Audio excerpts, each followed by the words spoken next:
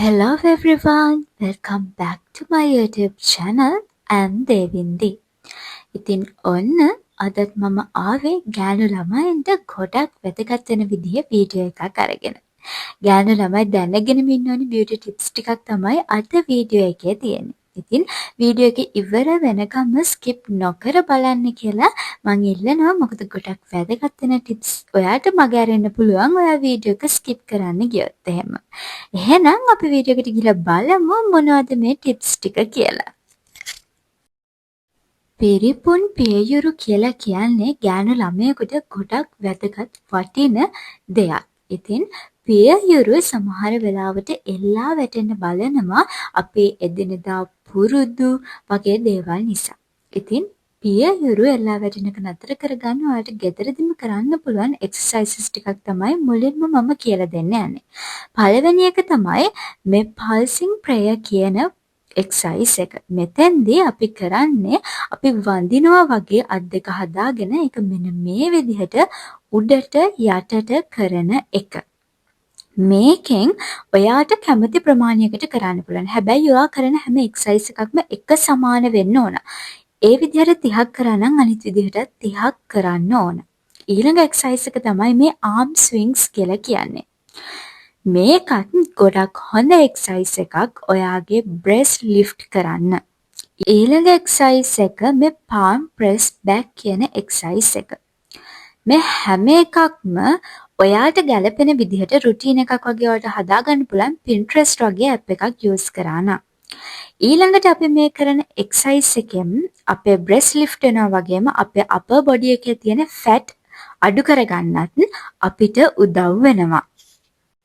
ඔයාට කරන්න පුළුවන් පහස්ම එක්සර්සයිසස් ටිකක් සිලෙක්ට් කරගෙන ඒ හැම එක්සර්සයිස් එකක්ම සමාන ප්‍රමාණවල් වලින් කරන්න. මේ දැන් අපි කරන එක්සර්සයිස් එකනොත් අපේ බ්‍රෙස්ට් ලිෆ්ට් වෙනවා වගේම අපේ අපර් බොඩි එකේ තියෙන ෆැට් අඩු කරගන්න අපිට උදව් වෙනවා. ඇඳුමක් ඇඳත් ලස්සනට තියෙන්නේ බ්‍රෙස්ට් ලිෆ්ට් වෙලා හොඳට තියෙද්දි. ඒ නිසා අනිවාර්යෙන්ම මේ වගේ එක්සර්සයිස් කරන්න මතක තියාගන්න ඔයාලට තියෙන සැගි බ්‍රෙස්ට් එකක් නම්. ඔයා කොච්චර පිරිසිදුවට හිටියත් කොච්චර මූණ හේදුවත් සමහර වෙලාවට ඔයා හිතන්නේ නැති විදිහට මූණේ පිම්පල්ස් එනවා නම් ඒකට හේතුව ඔයාගේ මේකප් බ්‍රෂ් ක්ලීන් නැති එක වෙන්න පුළුවන්. ඔයා මූණ පිරිසිදු කරනවා වගේම ඔයාගේ ටවල්ස් පිරිසිදු කරනවා වගේම ඔයාගේ මේකප් බ්‍රෂ් ටිකත් පිරිසිදු කරගන්න අමතක කරන්න එපා. හැම සතියකට වතාවක්ම ඔයාගේ මේකප් බ්‍රෂ් ටික අරගෙන මේ විදිහට වීදුරුවක් හරි වෙන භාජනයක් හරි අරගෙන ඒකට වතුර ටිකක් දාලා ඔයාගේ ෆේස් වොෂ් එකෙන් ටිකක් මේකට දාලා ඊට පස්සේ ඔයාගේ හැම මේකප් බ්‍රෂ් එකක්ම හැම ටූල් එකක්ම හොඳට ක්ලීන් කරගන්න. මේ දේවල් වල අපි හිතනවට වඩා බැක්ටීරියා සහ විස බීජ රැඳෙන්න පුළුවන්. ඉතින් අපි මේ දේවල් හරියට ක්ලීන් කරගත්තේ නැත්නම් ඒවා අපේ මූණ තැවරිලා ස්කින් බ්‍රේක්අවුට්ස් ඇති වෙන්න පුළුවන්. ඔයා මොන හරි ප්‍රොඩක්ට් එකක් පාවිච්චි කර කර ඉඳලා එකපාරට මේක නවත්තලා තව ප්‍රොඩක්ට් එකක් ගන්න කෙනෙක්ද? එහෙනම් අදම ඒ නරක පුරුද්ද ඔයා අතහැර ගන්න ඕන. අපි අනිවාර්යෙන්ම අපේ ස්කින් එකට තවත් අලුත් ප්‍රොඩක්ට් එකක් හඳුන්වලා දෙන්න කලින් අපේ ස්කින් එක එවෙනුවෙන් ප්‍රිපෙයාර් කරන්න ඕන. ඔයා යම්කිසි ප්‍රොඩක්ට් එකක් පාවිච්චි කරලා ඒක නවත්තලා අඩුම තරමේ සතියක්වත් ඇලෝ ජෙල් එකක් වගේ දෙයක් ඔයාගේ ස්කින් එකේ ඇප්ලයි කරලා ස්කින් එක ප්‍රිපෙයාර් කරන්න ඕන. අලුතෙන් අපි අපේ ස්කින් එකට හඳුන්වලා දෙන්න යන ප්‍රොඩක්ට් එකට අපි හැම කරේ නැති වුණත් සමහර වෙලාවට ඒකෙනුත් ස්කින් බ්‍රේක්අවුට්ස් ඇති වෙන්න පුළුවන් වගේම ස්කින් එක ඩැමේජ් වෙන්නත් පුළුවන්.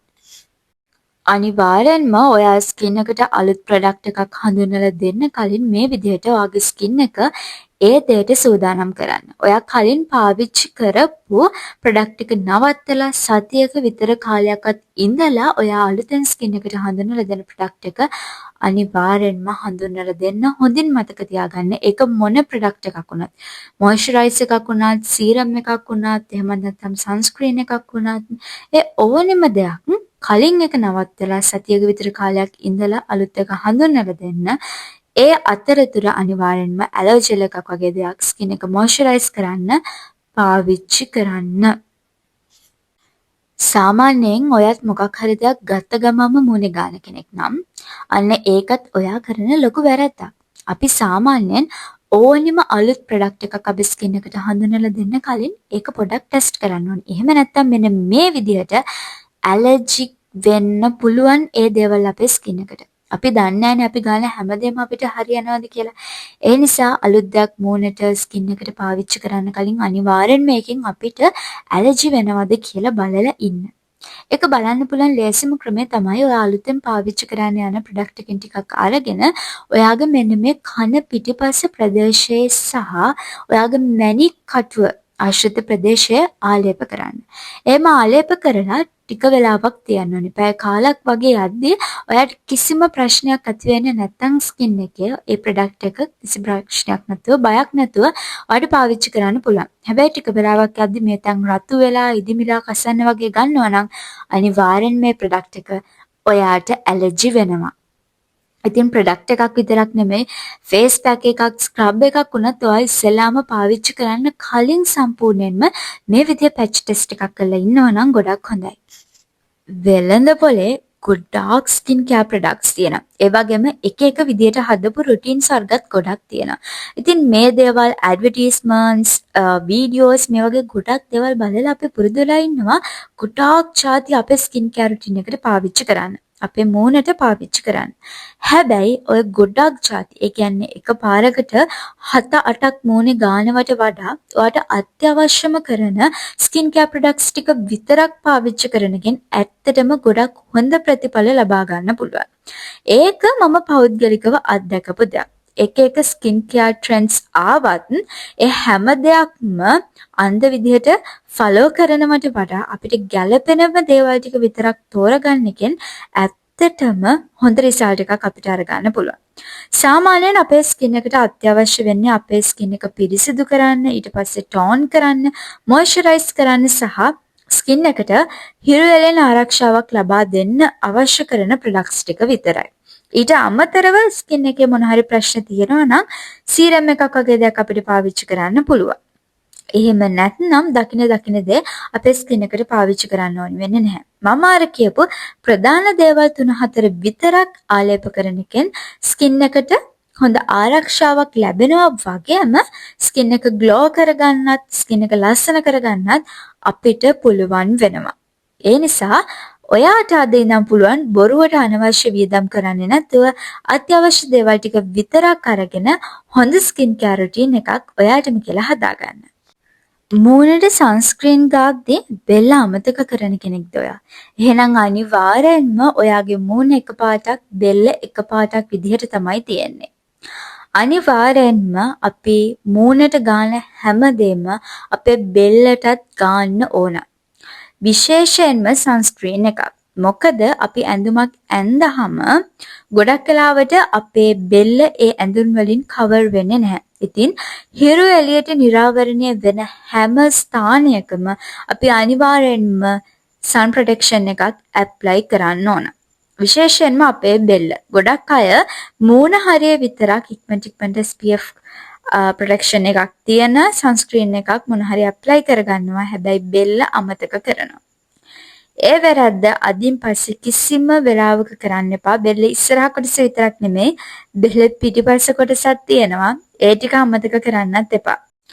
එහෙම නැතුව ඔයා මූණට විතරක් සන්ස්ක්‍රීන් ගාගෙන යනවා නම් අනිවාර්යෙන්ම ඔයාට වැඩිපුරම සන්ටෑන්ස් ඇති වෙන්නේ ඔයාගේ බෙල්ලේ. මොකද කෙලින්ම හිරු එළිය මූණට පස්සේ වැටෙන්නේ අපේ බෙල්ලට. ඒ වගේම තමයි අමතක කරන්න එපා කකුල් වලටත් කිසිම වෙලාවක සන්ස්ක්‍රීන් ගාන්නේ නැතුව ඉන්න. බ්ලැක් හෙඩ්ස් සහ වයිට් හෙඩ්ස් කියලා කියන්නේ ගොඩක් ගෑනු ළමයින්ට තියෙන ප්‍රශ්නයක්. ගොඩක් වෙලාවට කම්බිනේෂන් හරි ඔයිලි හරි ස්කින් එකක් තියෙනවා නම් මේ T zone එක අවට අනිවාර්යයෙන්ම බ්ලැක් හෙඩ් වයිට් හෙඩ්ස් නිතරම එන්න බලනවා. ඉතින් මේ බ්ලැක් හෙඩ් වයිට් හෙඩ් කරදරේ නැති කරගන්න ඔයාලට ගෙදරදීම කරන්න පුළුවන් ට්‍රීට්මන්ට් එකක් තමයි දැන් මම කියලා දෙන්න යන්නේ. අපි හදන්න යන්නේ ස්ක්‍රබ් එකක්. මේක හදන්න අපිට අවශ්‍ය වෙනවා හාල් පිටි. ඔයාට හාල් පිටි කඩෙන් පිටි කරලා තියෙන පිටි එකම ගන්නත් පුළුවන්. එහෙම නැත්නම් හාල් ටිකක් පෙඟෙන්න දාලා ඒක ග්‍රයින්ඩ් කරලා ඒ පිටි ටික අරගන්නත් පුළුවන්. ඊළඟට අපි මේකට එකතු කරනවා සීනි. ඊට පස්සේ අපි මේකට එකතු කරගන්නවා මී පැණි ටිකකුත්. මේක තරමක ඝන මිශ්‍රණයක් විදිහට තමයි හදාගන්න ඕනි. ගොඩක් දියාරු කරගන්න එපා මේක හදද්දී. ඒ වගේම ඔයා මේක ඇප්ලයි කරන්න ගොඩක් ලං වෙලා හදන්න. මොකද සීනි කියලා කියන්නේ ඉක්මනින්ම දිය වෙන දෙයක්. සීනි ගොඩක් දිය වුණත් එහෙම මේක ඇප්ලයි කරාට වැඩක් වෙන්නේ නැහැ. ඉතින් ඊට පස්සේ මේක හදාගෙන ඔයාගේ මූණ ඉස්සරලාම පිරිසිදු කරගන්න ඕන. ඊට පස්සේ ඔයාට පුළුවන් ඔයාගේ ටී සෝන් එක පොඩ්ඩක් ස්ටීම් කරගන්න. එහෙම නැත්නම් පොඩි උණු තුවායක් මේ අපිට තියලා තෙතමාතු කරනවා වගේ පොඩ්ඩක් කරත් කමක් නැහැ. මොකද රස්නේ පොඩ්ඩක් වැදුනහම මේ බ්ලැක් හෙඩ්ස් සහ වයිට් හෙඩ්ස් ගැලවිලා යන්න හරිම ලේසි. ඊට පස්සේ අපි මේ හදාගත්ත ස්ක්‍රබ් එක ඇප්ලයි කරලා විනාඩි 10ක විතර කාලයක් තියන්න ඕන.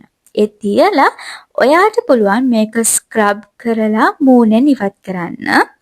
ඔයාට පුළුවන් මේක දෙපාරක් වුණත් එකම වෙලාවක පාවිච්චි කරන්න. ඒ කියන්නේ මුල්ම පාර පාවිච්චි කරලා තවත් ඔයාගේ මූණේ වයිට් හෙඩ්ස් ඉතුරු වුණා නම් ප්‍රශ්නයක් නැහැ. දෙවෙනි වතාවටත් අර ක්‍රමවේදයම අනුගමනය කරලා ඔයාට පුළුවන් ඒ දේවල් ටික ඉවත් කරගන්න.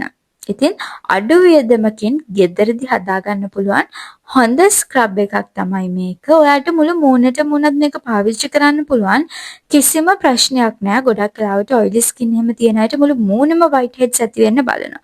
ඉතින් එහෙම කෙනෙක් නම් ඔයා මේ ස්ක්‍රබ් එක ඔයාට මුළු මූණට පාවිච්චි කරන්න පුළුවන්. ඒ වගේම තමයි ඕනම ස්කින් ටයිප් එකක් තියෙන කෙනෙකුට බය නැතුව මේ ස්ක්‍රබ් එක පාවිච්චි කරන්න පුළුවන්. සතියකට දවස් 2ක් විතර ඔයාට මේ ස්ක්‍රබ් එක පාවිච්චි කරන්න පුළුවන්. ඒකේ ගැටලුවක් නැහැ. සතියකට වතාවක් වුණත් හොඳටම ඇති. ඒකෙන් ඔයාගේ බ්ලැක් හෙඩ්ස් සහ වයිට් හෙඩ්ස් ඉවත් වෙනවා නම්. ගොඩක් වෙලාවට බ්ලැක් හෙඩ්ස් වයිට් හෙඩ්ස් ඉවත් කරන්න තියෙන අනිත් ප්‍රොඩක්ට්ස් ටිකක් විතර එක්ස්පෙන්සිව් අපි මිලදී ගන්න ගියොත්. ඒ නිසා මේක ගෙදරදිම බජට් ෆ්‍රෙන්ඩ්ලි විදිහට අපිට හදාගන්න පුළුවන්. ඊළඟ ටිප් එක තමයි වැඩිපුර සීනි කන බොන එක නතර කරන එක. වැඩිපුර සීනි කන බොන එකෙන් අපේ ස්කින් එකේ බ්‍රේක්අවුට්ස් ඇති වෙන්න පුළුවන්. අපේ ස්කින් එක ඉක්මනින්ම වයසට යන්න පුළුවන්. ඉතින් තරුණ බව රැක ගන්න නම් ස්කින් බ්‍රේක්අවුට්ස් අඩු කර ගන්න නම් හොඳම දේ තමයි වැඩිපුර සීනි අඩංගු දේවල් නොකා ඉන්න එක. ඒ වෙනුවට ඔයාට පුළුවන් පළතුරු ಜಾති වැඩිපුර ඔයාගේ ආහාරයට එකතු කරගන්න. පළතුරු කියලා කියන්නේ අපේ ස්කින් එකට ඇත්තටම ගොඩක් හොඳ දෙයක්. පළතුරු වල අපේ ස්කින් එකට ගොඩක් හොඳ විටමින්ස් ಜಾති තියෙනවා. එක එක පළතුරු වලින් එක එක ගුණ අපිට ලබලා දෙනවා. ඉතින් ස්කින් එක පැහැපත් කරගන්න, ස්කින් එක නිරෝගී කරගන්න, වයසට යන එක පාලනය කරගන්න වගේ ගොඩක් දේවල් වලට අපිට පළතුරු පාවිච්චි කරන්න පුළුවන්. ඇත්තටම පළතුරු කන එකෙන් ස්කින් එකට විතරක් නෙමෙයි අපේ හෙල්ත් එකටත් ඒක ගොඩක් හොඳයි. විශේෂයෙන්ම ආහාර ජීර්ණ පද්ධතිය හා සම්බන්ධ ගැටලු තියෙන කෙනෙක් නම් ඔයා අනිවාර්යයෙන්ම පළතුරු වැඩිපුර ආහාරයට එකතු කරගන්න. ඉතින් ඔන්න ඔය ටිප්ස් ටික තමයි අද මම ඔයාලා වෙනුවෙන් අරගෙන ආවේ. ඔයාලා වීඩියෝ එකට කැමති නම් වීඩියෝ එකට ලයික් එකක් දාලා යාළුවොත් එක්කත් වීඩියෝ එක ෂෙයා කරගෙන තාමත් channel එක subscribe කරලා නැත්නම් කැමති නම් channel එකට subscribe කරගෙන යන්න කියලා ආදරෙන් ඉල්ලනවා. Thank you so much for watching. ආපහු මේ වගේම වැදගත් වීඩියෝ එකකින් අපි ඉක්මනටම හම්බෙමු.